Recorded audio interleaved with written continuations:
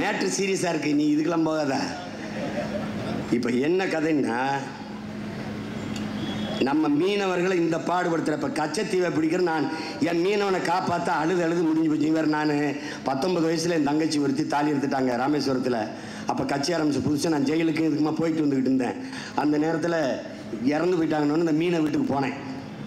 எல்லாரும் அழுதுகிட்டு இருந்தாங்க. அவள் அங்கே மூலையில் வந்து அழுதுகிட்டு இருந்தவ அவள் அத்தனை பேர் இருக்காங்களாம்ல, என்னை வந்து சட்டையை பிடிச்சிக்கிட்டுங்க இப்படி இழுத்துக்கிட்டுங்க பலார்னு அலையிறாங்க. அரைஞ்சு என்ன கேட்குறான், உன் தங்கச்சி தாலி எடுத்துட்டு இருக்கிறத பார்க்க வந்தியான்னு கேட்குறான். நான் எத்தனை வருஷாச்சு நான் மறக்காமல் இருக்கேன் பாருங்க. எப்படி மறப்பேன்? அப்போ எவ்வளோ வன்மை எனக்கு இருக்கேன். நான் முதலமைச்சராக என் ஆத்தாக்கு பத்தா பெரியம்மா சின்னம்மா என் தங்கச்சி தாலி எடுத்துட்டு இருக்கிறதாடா, அதுக்காக வந்துடுவேன்னு நினைக்கிறேன். இங்கே வரு, தாலி அறுக்க வச்சவன் தலை இல்லாம செய்யறதுண்டா பிரபாகரன் மகன் இந்த நிலத்துக்கு வர்றது.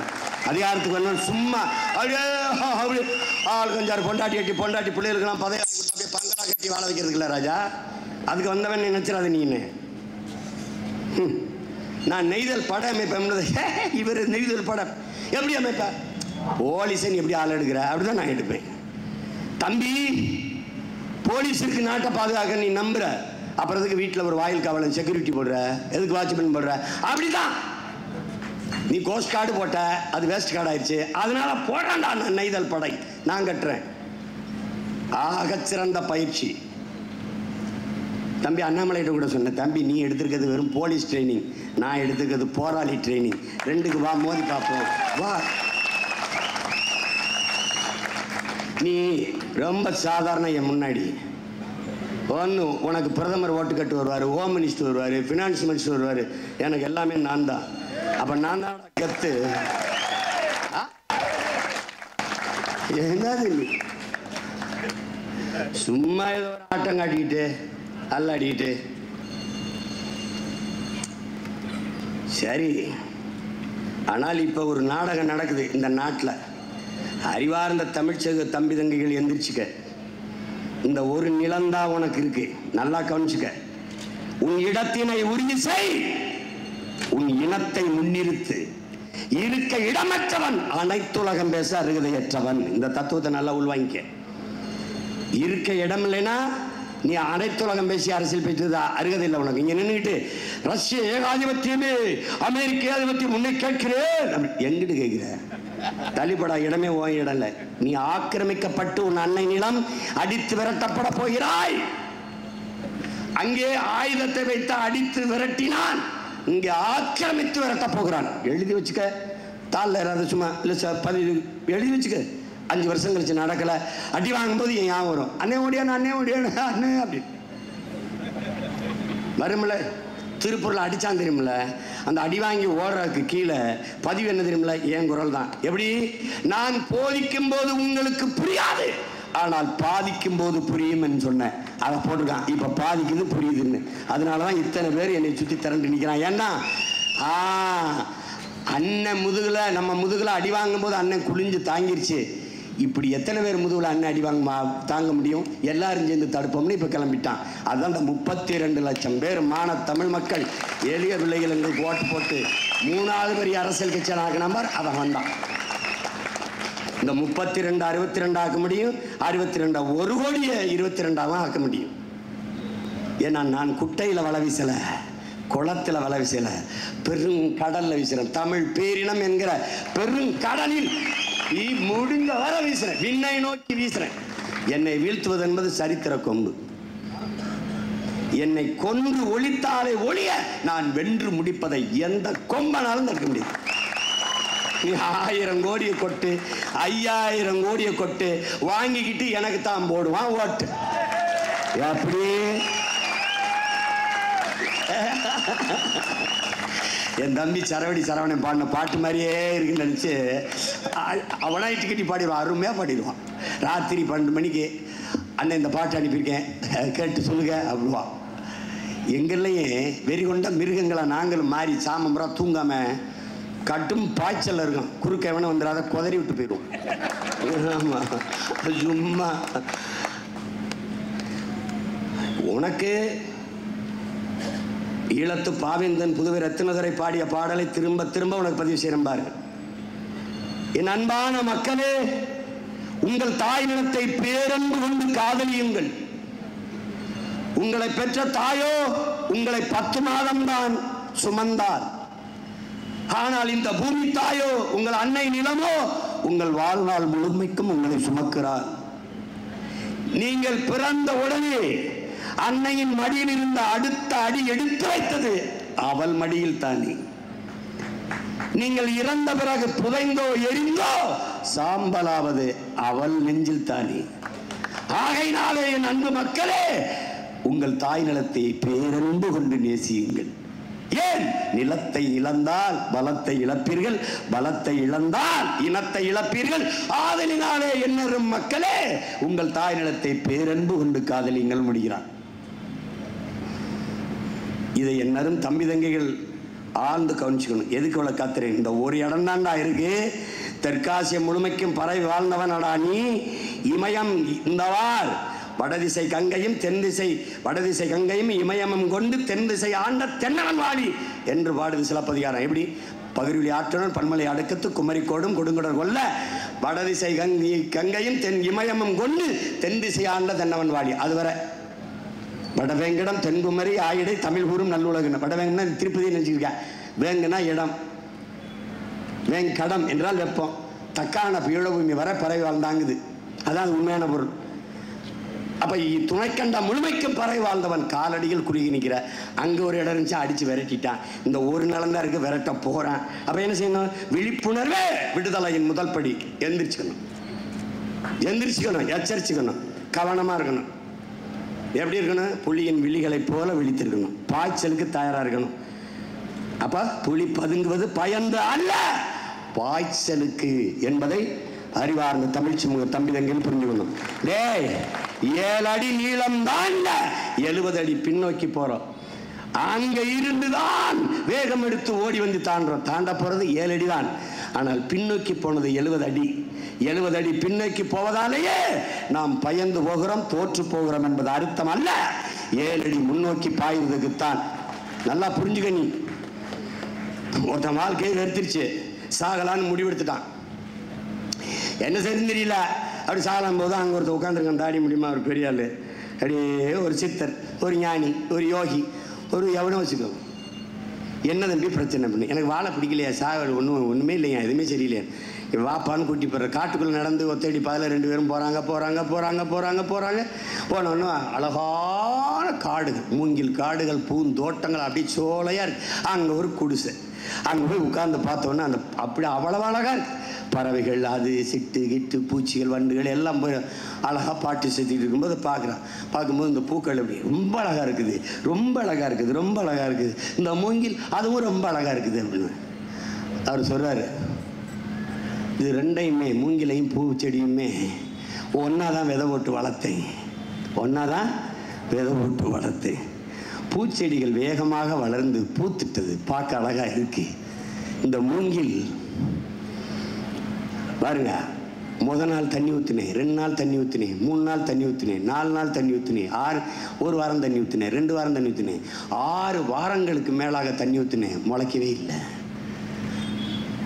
கடைசியாக 60வது நாளில் லேசாக ஒரு மஞ்சள் குறுத்து விட்டு சூரிய ஒளியை பார்க்க ஒருத்தன் வெளியில் வந்தாங்க. இவங்க எல்லாம் படபடன்னு 100 நாட்களில் 6 அடிக்கு மேலே விண்ணை, 60 அடி 70 அடிக்கு மேலே விண்ணை உரசுகிற உயரத்திற்கு வேகமாக வளர்ந்து விட்டார்கள்.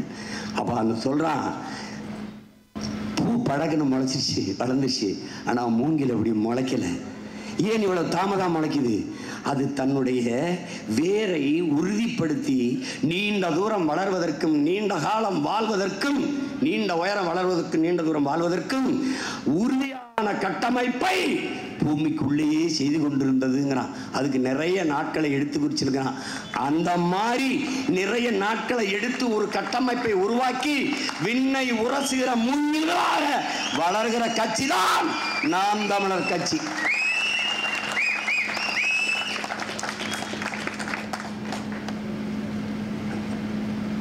எளிதாக வீழ்த்திடலாம், அப்படி இது பண்ணிடலாம். இவெல்லாம் ஒரு ஆளா இல்லாத சின்ன தெருத்துக்கிட்டு எதுக்கு ஒழிக்கிற? ஆளா இல்லை, இவெல்லாம் ஒரு ஆள் இல்லை அப்படின்னா கேட்குற இடத்துல கூட்டம் போட அனுமதி கொடுக்க வேண்டியதானே? அது அனுமதி இல்லை. இதெல்லாம் விடப்பா, எனக்கு நடந்த நகைச்சுவையெல்லாம் கேட்டுக்கப்பா. நெய்வேலி பழுப்பு நிலக்கரி மின்சாரம் அந்த இதை தனியாருக்கு கொடுக்க போகிறாங்கப்பா மத்திய அரசு. கொடுக்கக்கூடாதுன்னு நாங்கள் தடுக்க போராட போகிறேன்ப்பா. எனக்கு அனுமதி மறுக்கப்படுது. நல்லா கொஞ்சிக்க, திமுக ஆட்சியில் மறுக்கப்படுது. என்ன கொடுக்குது? சீமா நீங்கள் பேசினால் மின் உற்பத்தி பாதிக்கப்படும். சிரிக்காத, சிந்திச்சு பாரு. இது படிக்கும்போது என்னடா உங்கள் கொடுமை, நான் இங்கே பேசுனா அங்கே எப்படா உற்பத்தி நிற்கும். முடிஞ்சுங்க. அப்புறம் ஜெயலலிதா காலம்ங்க, அப்போ போராட போகிறேங்க. சீமா நீங்கள் பேசினால் அங்கே மின் உற்பத்தி பாதிக்கப்படும். அதே ஒரே இதுக்கு அச்சு எடுத்து வச்சுட்டு வாங்கி கொடுங்க. நான் இங்கே பேசினா இங்கே எப்படி மின் உற்பத்திக்கு பாதிக்கப்படும்? இலங்கையில் திருச்சிக்கிட்ட அகதி முகாம், ஏதிலிகள் முகாம், அதுக்கு பக்கத்தில் ஒரு 3 கிலோமீட்டர் கிட்ட தான் கூட்டம். 3 கிலோமீட்டருக்கு இங்கே தள்ளி. அதுக்கு அனுமதி மறுக்கப்படுது. ஏன்னா இவர் இங்கே பேசுவதை அங்கே கேட்கும். அங்கே கேட்டால் முகாமில் இருக்கிற இளைஞர்கள் எழுச்சி வருவார்கள். கேடா, அவனே முகாமில் இருக்கான், அவன் எழுச்சி விட்டாத்தா என்ன ஆனாத்தா என்ன அப்படின்னா பாருங்க, எவ்வளோ தூரம் அரண்டு மிரண்டு போய் கிடக்கிறாங்க பத்தில பயம். இப்போ ஏன் இதில் என் தலைவன் படல் என்ற வச்சா எந்த தொலைக்காட்சியும் காட்டாது. ஏன் பயம்? நான் நினைப்பேன், படத்தை பார்த்தே இந்த பயம்னா அப்போ படையை பார்த்தா என்ன பயம்?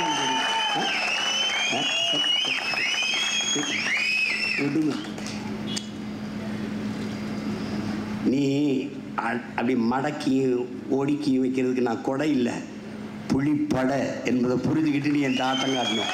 இதெல்லாம் ஒன்றும் கிடையாது. நீ யார்கிட்டையோ ஓட்டு கேட்குற, நான் என் ஆத்தால பண்ணுற ஓட்டு கேட்குறேன். என்னை பெற்ற தாய் தின்னுட்ட என் உடன் பிறந்த அக்கா தங்கச்சிட்டு ஓட்டு கேட்குறேன். எனக்கு இருக்கிற உரிமை எவனுக்கு இருக்காது. ஏன்னா நீ பட்டி எடுத்து பாரு. ஐயா பயில்வான் ரங்கநாதன் சொல்கிறாரு, நாங்கள் ஒரு சர்வே எடுத்தோம், ஒரு கணக்கு எடுத்தோம். இந்தியாவில் எந்த அரசியல் தலைவர் அதிகமாக மக்கள் பிரச்சனைக்கு முன்னின்று போராடி இருக்கிறார் என்று கணக்கெடுக்கும் போது அதிலே முதலிடத்தில் சீமான். இந்தியாவில் எந்த அரசியல் தலைவன் அதிகமாக ஊடகத்தை சந்தித்து பேசியிருக்கிறார், அதிலேயும் சீமான். ஏன் மற்றவர்கள் சந்திக்கிறல? இப்போ நம்ம ஒன்று கேட்போம், இந்த 3 கட்சியும் கேட்போம், திமுக, அதிமுக, பாரதிய ஜனதா, இந்த கட்சிகளை கேட்போம். நீங்கள் கடந்த கால ஆட்சியில் செய்த சாதனைகளை, மக்களின் நலம் சார்ந்து அவர்கள் கொண்டு வந்து திட்டங்களை, சட்டங்களை முன் சொல்லி ஓட்டு கேட்க தயாராக இருக்கீங்களா? தம்பி உதயநிதி வருவார், எப்படி முதலமைச்சரான பத்தியில மோடியை கண்டா படுத்துருவார், அமித்ஷாவை கண்டா படுத்துருவார், அம்மா சசிகலா கண்டால் முட்டிக்கால் போட்டு படுத்துருவார். அவர் படுக்கிறதுலேயே குறியா இருக்கு. பாருங்க, ஒரு மனிதன், அவர் ஒரு பெரியவரை, அப்பா வயதை ஒத்தவரை போயிட்டு படுத்துருவாரு. படுக்க உனக்கு ஆசையாக இருந்தால் எங்கே போய் படுப்பா, பெரிய மனுஷங்க விளையாட்டு. இதில் எது குறுக்க ஒரு கோடி வேற ஆகுன்னா ஒரு செங்கலை தூக்கிட்டு வர. செங்கலை வச்சதே இவங்க தான், நீ ஏமாந்துடாத. இந்த பாரு, முதல்ல அந்த செங்கலை எய்ம்ஸ் மருத்துவமனைக்கு வச்சது யாரு? எங்கள் ஐயா அன்புமணி மருத்துவத்துறை அமைச்சராக இருக்கும்போது. அப்போ இந்தியாவை ஆண்டது யார்? காங்கிரஸ். அப்போ அந்த ஆட்சியில் கூட இருந்தது யார்? திமுக. எங்கள் ஐயா அன்புமணி வந்து செங்கலை வைக்கும்போது, அடிக்கல் நாட்டும்போது கூட திமுக போச்சா போகலையா? போச்சு. வச்சது யாரு கல்ல? இவங்க தான். அந்த கல்லை திருப்பி ஒரு தடவை எடுத்து ஐயா மோடி ஆட்சிக்கு வந்தோன்னா வைக்கிறாரு. இது எப்படி தெரியுமில்ல? மரம் நடு விழா, அரசு விழா. அந்த விழாவில் அமைச்சர் வந்துட்டார், நடனம் மரத்தை நடங்கும்போது இந்த இடத்துல நடப்போகும்போது அங்கே கூட இருந்த அதிகாரிகள், வேணாம் இங்கே நடுவோம். ஏன் 15 வருஷமாக அங்கே தான் நட்டுக்கிட்டு இருக்கான். உங்களுக்கு புரியுதா? ஏன்னா அதே இடத்துல நடுவாங்க. அது வளருதா வளரலையா? நம்ம ஆளுக்கு எப்படின்னு பாரு. அம்மையார் ஜெயலலிதா 69வது பிறந்த நாளைக்கு 69 லட்சம் மரக்கண்டுகளை நடுவது அப்படின்னு ஒரு கண்டு நடலை. முழு பக்கத்தால் மரமாக போட்டு 69 லட்சம் மரம்னு போட்டு தாளில் நடுவாங்க, தரையில் நடமாட்டாங்க. புரியுதா? இதுதான் இவங்க கோட்பாடு, கொள்கைகள், இவங்க நிர்வாக முறை. அந்த மாதிரி அந்த நட்ட கல் தான் அது. அதை தூக்கிட்டே திரா. அப்படி பாருங்க, முட்டி போட்டார் தவழ்ந்து வந்தார், இப்படி பதவியை வாங்கினார். முட்டி போட்டால் தவழ்ந்து வந்தார். உங்க தாத்தா மட்டும் என்ன போட்டார்? முட்டையா போட்டார். அவர் என்ன பண்ணார்? பேரறிஞர் அண்ணா என்கிற பெருந்தகை உருவாக்கிய கட்சி. அவருக்கு கோட்பாடு, கொள்கை இருந்து ஒரு கெடுவாய்ப்பு தமிழ் பேரினத்திற்கு. இவர்களைப் போல 10 ஆண்டு 15 ஆண்டு ஆளுகிற வாய்ப்பு அந்த மகனுக்கு இருந்திருந்தால் இந்த நாடு எவ்வளவோ உயரத்திற்கு வளர்ந்திருக்கும். ஒரு கெடுவாய்ப்பா அவ்வளவு கஷ்டப்பட்டு 49 தொடங்கி 67 ஆட்சியை பிடிச்சி 1.5 ஆண்டுகளை இறந்து போயிட்டார். அதுக்கப்புறம் ஒரு கொடுந்துயரம். ஐயா பேரறிஞர் அண்ணாதுரை அவர்கள் ஆட்சியில் ஒரே ஒரு அமைச்சர் மேலே ஊழல் குற்றச்சாட்டு வருது, பொதுப்பணித்துறை அமைச்சர் மேலே. யாரா இருக்கும் நீ நினைக்கிற? Same blood. அண்ணா இறந்துட்டாரு, யார் மேல ஊழல் குற்றச்சாட்டு வந்ததோ அவர் கையிலேயே நாடும் அதிகாரம் போயிடுச்சு, நாடு நாசமா போயிடுச்சு. That's all your honour. இவ்வளவுதான் நடந்தது டாக்டர், இவ்வளவுதான். இது என்ன பண்ணுவ நீ? கொடுமது. அண்ணா வரைக்கும் சரியா இருந்தது. மதுவை விற்று வருகிற காசு குஷ்டரோகி கையில் இருக்கிற வெண்ணைக்கு சமம் என்று தூக்கி போட்டவர் பேரறிஞர் அண்ணா. இன்னைக்கு குஷ்டரோகி கையில் இருக்க வெண்ணையை விழுந்து விழுந்து நக்கி கொண்டிருப்பவர்கள் அந்த பெருமகனார் பேரை சொல்லி ஆட்சி செய்கிறவர்கள் தான். கொடுமை. ஒரு அமைச்சர், நிதியமைச்சர் படிக்கிறாருங்க சட்டசபையில், 45,000 கோடிக்கு விற்கிற டாஸ்மார்க்கை 50,000 கோடியாக உயர்த்துவதற்கு நாங்கள் திட்டங்கள் தீட்டி உள்ளோம் அப்படின்னு. எப்படி?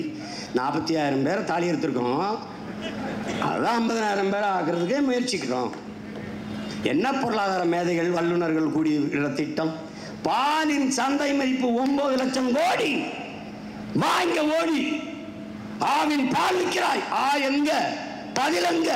எத்தனை முறை கேட்கிறேன்? மாட்டு பால் விற்கிற அரசு மாடங்க, மாடங்க. ஒரு காலம் வரும், நான் மாடு வளர்ப்பேன், அரசு பணி. ஆடு வளர்ப்பேன், அரசு பணி.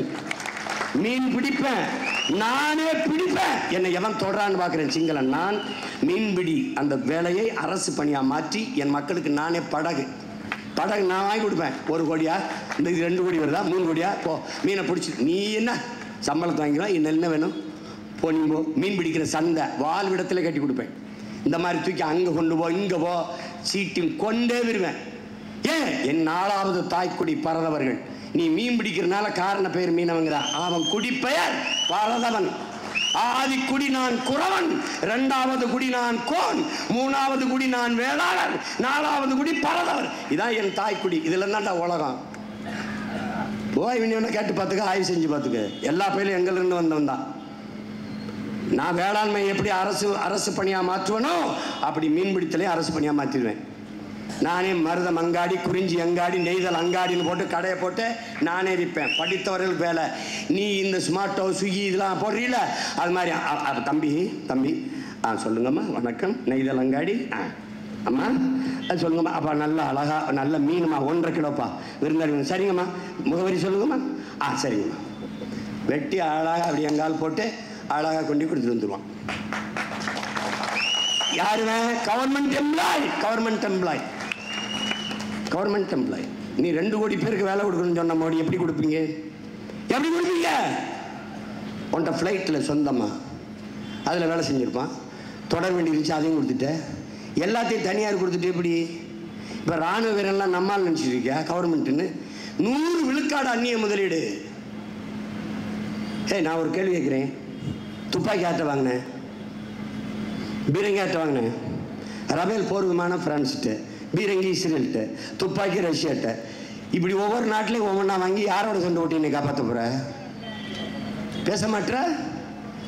கச்சத்தீவை திருப்பி எடுப்பேன். தேர்தல் நேரத்தில் அப்படி வீரமா பேசுற நீங்க அருணாச்சல பிரதேசத்தில் 11 மாவட்டங்களுக்கு, சிரிக்காத, 11 மாவட்டத்திற்கு மேல பல மலைகளுக்கு பேர் வச்சு, சீனாவில் பேர் வச்சு 30 இடத்துக்கு மேலே அவன் போர்டு வச்சு போயிட்டான், பழக வச்சுட்டு போயிட்டான் சீனா.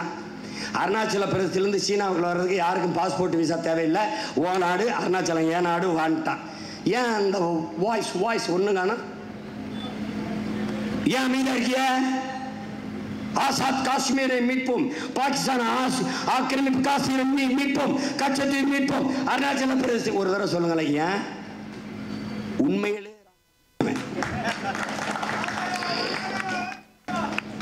நீ ஆள் இப்படி யோசிச்சு பாருங்க. இந்திய ராணுவ வீரன் எல்லையில் கழுத்தறுத்து கொலை செய்தி வந்ததில்ல? அப்ப அம்மா சுஷ்மா சிவராஜ் பாதுகாப்புத்துறை அமைச்சர். கழுத்தறுத்து எப்படி கொண்டா? எங்கால கையில தான் துப்பாக்கி இருக்கும்ல, ஏன் சுடலை? துப்பாக்கி இருந்தது, ஒரு பெட்டி இருந்தது, அதுல தோட்டா இல்லை. அவன் அது எதிரி வந்தான், எதிரினை தாக்குதல் சும்மா நின்று அந்த துப்பாக்கி எதுக்கடா ஒரு தோட்டா வீணாக்கணும்னு கத்தி வச்சு கழுத்தறுத்து போட்டு போயிட்டான். எவனாவது மறுத்துறா இப்படி நான் இறங்கி அறநூறு பேர் சொல்லிருப்பா. யதார்த்தத்தை புரிஞ்சுக்க, இதுதான் உண்மை. இந்த நாட்டை காக்கணும், நாட்டு மக்களை பாதுகாக்கணும், நமக்கு இருக்கிற ஒரே வாய்ப்பு நாமளே வலிமை மிக்க அரசியலா மாறிடணும். மாசத்தும் சொல்றான், மக்களுக்கென்று ஒரு படை இல்லை என்றால் மக்களுக்கென்று எதுவும் இல்லை என்றான். அப்ப மக்களுக்கான படையாக நீ மாறு. கருவி ஏந்தாத கருத்தியல் புரட்சி படை, ஆயுதம் ஏந்தாத அறிவாயுதம் ஏந்திய படை, சீருடை அணியாத துப்பாக்கி தூக்காத மக்கள் ராணுவமாக தமிழ் தேசிய மக்கள் மாறணும். இல்லைன்னா முடிஞ்சிடும். 1.5 கோடி இந்தியன், மறுபடி பிஜேபி இருந்தால் 1.5 கோடி இந்தியன், 3 கோடி. நாங்கள் வன்னியர் பெரிய சாதி, கவுண்டர் பெரிய சாதி, தேவர் பெரிய சாதினா அவன் தூக்கி போட்டு ஒரே மீதியா மீச்சு போயிட்டே இருப்பான். 3 கோடி பேர் வந்து விட்டால் அவன் இடத்திலே அவனுக்கு வாழ்க்கையை கொடு, வாழ இடம் கொடு, அவனுக்கு வேலை கொடு. ஆனால் வாக்குரிமை கொடுத்தாய் அரசியல் அவன்கிட்ட போகும், அதிகாரம் அவன்கிட்ட போகும், நீ நிலமற்ற அடிமையாவாய், அடித்து விரட்டப்படுவாய். இது நடக்கும். உலகங்கள் தான் நடந்திருக்கு, ஈழத்துல நமக்கு நடந்திருக்கு, நாளைக்கு இங்க நடக்கும். எச்சரிச்சுக்க. இவ்வளவுதான் என்னால சொல்ல முடியும். என் மேல நம்பிக்கை இருந்தா எனக்கு ஓட்டு போடு, இல்லைன்னா என்னை விட்டு. நான் வந்து இந்த ஊர் எல்லையில நின்று ஐயனார் மாதிரி பெரிய அறிவாளோட நின்று என் மண்ணை மக்களை பாதுகாப்பேன் என்கிற நம்பிக்கை இருந்தால் என் தலைவன் பிரபாகரன் இருக்கிற வரை சீனா உள்ள வந்தானா? யாராவது சொல்லு, வந்தானா இலங்கைக்குள்ள? அப்போ என் மீனவன் தொட்டானா சிங்களன்? இல்ல. அப்போ எல்லை சாமி மாதிரி இருந்து காத்தவன்டா என் தலைவன் பிரபாகரன். 6000 சதுர கிலோமீட்டர் காட்டை எல்லை சாமி போல காவல்காரனா இருந்து காத்தவன்டா எங்கள் ஐயா வீரப்பன். அதனாலதான் அவன் வனக்காவலன், பிரபாகரன் இனக்காவலன் என்று நாங்கள் அழைப்பதற்கு காரணம் தான்.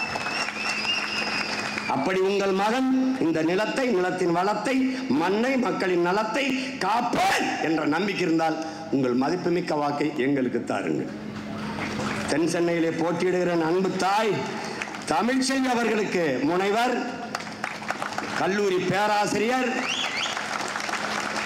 கடந்த முறை பாராளுமன்ற தேர்தலிலே எங்க அம்மாவை தான் நான் வேட்பாளராக நிறுத்தினேன். பணி ஓய்வு கிடைக்கல. பணி ஓய்வு பெற்ற பிறகு இப்ப நிறுத்தினேன். அவர்களுக்கு வாக்கு செலுத்துங்கள். ஆகச் சிறந்த அறிவார்ந்த சமூகமாக உருவாக்க துடிக்கிற பெருமகளுக்கு நீங்கள் கொடுங்கள். அடுத்து என் தம்பி மத்திய சென்னையில் இருக்கிற கார்த்தி, மருத்துவர், சிறந்த ஆற்றலாளன், திறன்மிக்க இளைஞன். அவனுக்கு இதே மைக் சின்னத்தில் வாக்கு செலுத்தி வெற்றி பெற செய்யுங்கள். ஓட்டு போட போற ஒன்ன ஒதுங்கி நிக்காத, கண்ட கண்ட சின்னம் கண்டு கலங்கி நிக்காத. உனக்கு மக்கள் சின்னம் இந்த ஒளி வாங்கி சின்னம், உனக்கு மக்கள் சின்னம் இந்த ஒளி வாங்கி சின்னம். நாளோடும் பாடுபட்டோம், ஆனாலும் துன்பப்பட்டோம், யாரார்க்க ஓட்ட போட்டோம், ஓட்டாண்டி ஆகி புட்டோம். இந்த நிலம் மாற நான் வேற என்ன கூற, இந்த நிலம் மாற நான் வேற என்ன கூற. ஓட்டு போட போற பொண்ண ஒதுங்கி நிக்காத, கண்ட கண்ட சின்னம் கண்டு கலங்கி நிக்காத. உனக்கு மக்கள் சின்னம் இந்த ஒளி வாங்கி சின்னம், உனக்கு மக்கள் சின்னம் இந்த ஒளி வாங்கி சின்னம். விலைவாசி ஏறி போச்சு, வாழ்க்கை நிலம் மாறி போச்சு, பாடுபட்ட ஏலசனம் பரிவ வச்சு நிக்கலாச்சு. இந்த நிலம் மாற நான் வேற என்ன கூற, இந்த நிலம் மாற நான் வேற என்ன கூற.